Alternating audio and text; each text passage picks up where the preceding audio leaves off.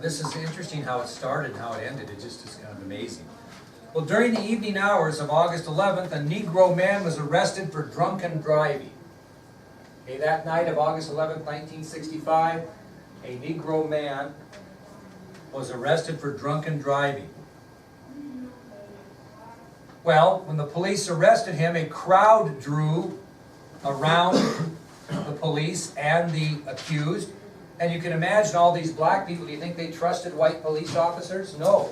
So all were very distrustful of the police. So on August 11th, 1965, during the evening hours, a Negro man was arrested for drunken driving. And as he was being arrested, a crowd drew, all black people, who were very distrustful of the police and any actions they might be taking.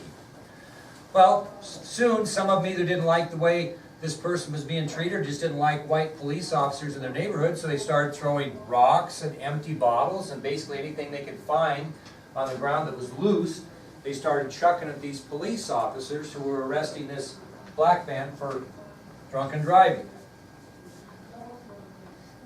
Well, to make a long story short, that situation escalated to 5 days of riots and disorder in South Central Los Angeles. That event metamorphosized or domino affected or whatever into 5 days of riots and disorder in South Central Los Angeles. So this situation began 5 days of riots and disorder in South Central Los Angeles. They had to bring in 13,000 National Guardsmen to try to get the situation under control. 13,000 National Guardsmen were brought in to South Central Los Angeles to try to get this situation under control. And the riot does great damage to what? Two things. What's that? Close. Yeah, I might add three. First of all, it does great damage to the city of Los Angeles, the south central part of Los Angeles. Great damage, which we'll talk about. It also, I'll agree with Brianna, damages the civil rights movement, but it also damages Lyndon Johnson's Great Society, his administration, and we'll explain that in a little bit. So at the time the riot occurred, there were major damage in the city. I will agree with Brianna that there was major damage in the civil rights movement, and there was major damage to President Johnson's Great Society. Because what's he trying to do in his Great Society? Give people that don't have good fortune better fortune? Who are most of these people that aren't having the great fortune? Black people. So you think the white people are thinking that how's this working for you, President Johnson? I mean, you're helping all these underprivileged black people, and look what they're doing. They're rioting and tearing things up. I'm going to give you 10 examples of violence that occurred, or examples of what happened during this Watts riot by the time it ended.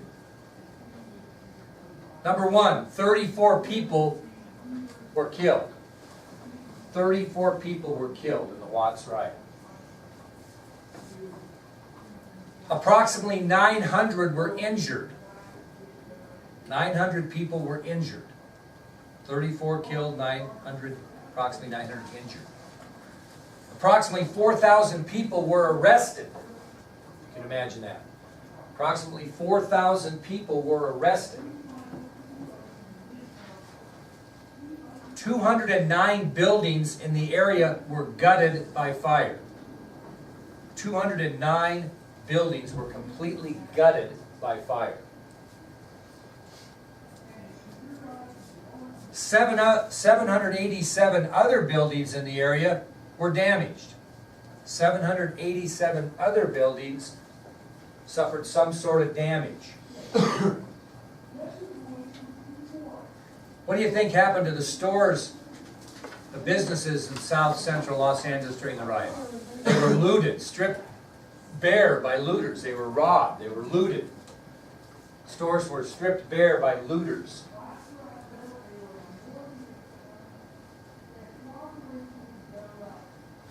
They estimated that the property loss was about $46 million at that time, 1965. $46 million.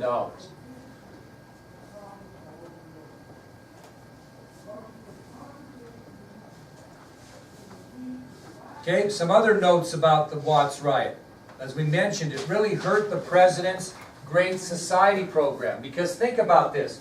The riots created a backlash among many white people who already believe that the blacks are receiving too much from the government anyway. My point being, geez, you're giving them all this stuff, is the thought of the white people, and look what they're doing here. They don't appreciate it. So it really, really hurt Johnson's Great Society philosophy. It also drew attention to more radical black leaders. Is Martin Luther King Jr. a radical black leader? No, he believes in nonviolence. But people like Malcolm X sprung up, and we'll talk about others, that became more radical black leaders that would actually challenge Martin Luther King a little bit for power. So other black radical leaders sprung up, such as Malcolm X. And because of the Watts riot, a new civil rights movement began in America known as Black Power, which is going to be a violent answer to the civil rights movement. So the reason the Watts riot had such a significance, other than the loss of life and damages, is it really hurt Johnson's Great Society program. It really drew attention to more radical, violent civil rights leaders like Malcolm X. And it created a new civil rights movement that was completely opposite of that of Martin Luther King, which was Black Power, which we'll talk all about that later. Now, Johnson, when he heard about the Watts riot, he was back at his ranch in Stonewall, Texas. That's where he heard about the Watts riot, back at his ranch at Stonewall. And what do you think his first thought was? That he had maybe made a mistake by doing what? What's that? Maybe he had pushed the country too far, too fast on his Great Society program. They weren't ready for all of the things he was trying to get done. He moved too fast. It's kind of like if you come into a school as the new principal and you go and make a whole bunch of changes too fast, you're going to get backlash among your teachers. They're going to say, my God, what are you doing here? You know, I've been through 10 principals during my time here. What do you think you're doing? He just thought he went too fast, too soon. And it really caused some backlash. That's what he was thinking after the Watts riot. Okay, the next event that caused great concern and violence during the Johnson administration occurred in Chicago in July of 1966. Now this is the first time we're moving which way in the civil rights problems? North. Most have been in the South. So this fourth issue occurs in Chicago in July of 1966. Now the reason it did is after the march in Selma, Dr. King got together and he thought to himself with his aides, you know, we've got issues in the North as well, as far as civil rights goes. So he focused his attention to urban areas in the North. And he put his sights on Chicago, because there had been riots in other areas of the country, not quite to the magnitude of the Watts riot, but there had been some discontent among blacks and whites in Chicago and other black communities across the northern sections of the country. And he realized that he wasn't going to fulfill his dream until he battled poverty everywhere. Not just the South, but the North as well. And he had some big concerns on what was happening in Chicago concerning poverty. Poverty was an issue there as well. Now this is kind of interesting what he chose to do. He didn't move into the, Hilton Gardens Inn in Chicago and base his operations out of there. He actually took his family and moved into a rundown apartment in the Chicago ghettos, in the slum areas of Chicago. He went up there with the idea he was going to get some things straightened out, but he was going to make sure that he knew what was happening. He was in the moment. Because instead of renting a hotel or whatever, he actually moved his family into an apartment, a rundown apartment in the ghettos of Chicago to get this job done. Now I want to kind of end the day with this and see if you can understand it. The philosophy in the Chicago ghetto, all the black people that lived there had lived by the creed, love thy neighbor, which is on your ID sheet. So when Martin Luther King goes up to Chicago and he starts visiting with these people, he gets the idea that they all live by the same creed up in that slum area of Chicago, love thy neighbor.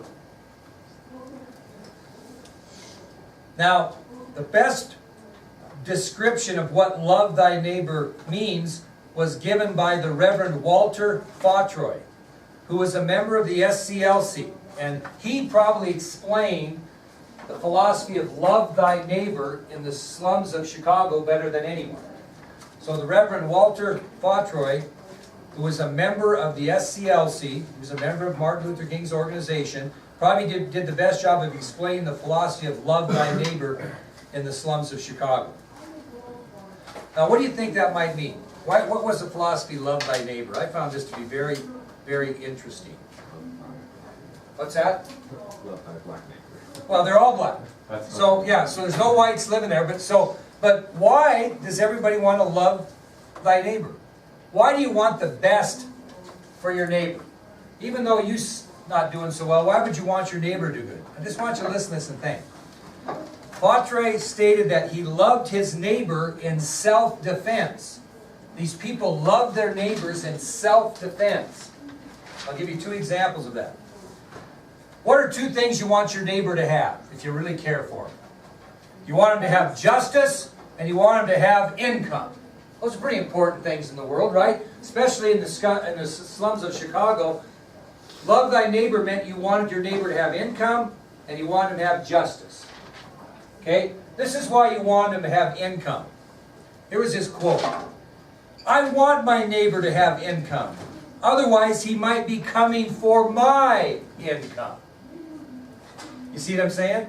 So you love your neighbor. You want him to have good income, because if they don't have good income, who are they coming for? Your income. Okay? Think about that. Love thy neighbor. I want my neighbor to have income. Otherwise, he might be coming for my income. I want my neighbor to have justice. Otherwise, guess who is going to face the weight of his anger? Anger leads to violence, and violence drives people mad. So you want your neighbor to have justice, because if he doesn't have justice, he's going to get mad. Who's he going to end up getting mad at? Who's he going to express his frustration to? The people around him. You ever been walking down the hall, and somebody's upset about something, and you're just being nice, you say hi, and they just really snap at you? You ever notice anything like that? That's because frustration, that person didn't think they had justice. And who are they going to take it out on? The first person. I do that to you. If I'm in a grouchy mood, and I come in here grouchy, am I taking out on the person that I'm probably mad at? No, I'm mad at Alex for something. Because I'm just mad in general, she's in the way. That's what he means here. You want your neighbor to have justice. Because if he doesn't have justice, he's going to get mad and take out his anger on who? You. That's the philosophy of love thy neighbor. You're probably going to have to write a little short essay on that. But the idea behind love thy neighbor in the slums of Chicago is that you want your neighbor to have income, because if he doesn't have income, he's going to come for yours. You want your neighbor to have justice, because if he doesn't have justice, he's going to get angry and frustrated and violent, and he's going to take it out on you, his neighbor. And that's how they ran things in Chicago at the time. And Martin Luther King went in there with the idea that he didn't want that.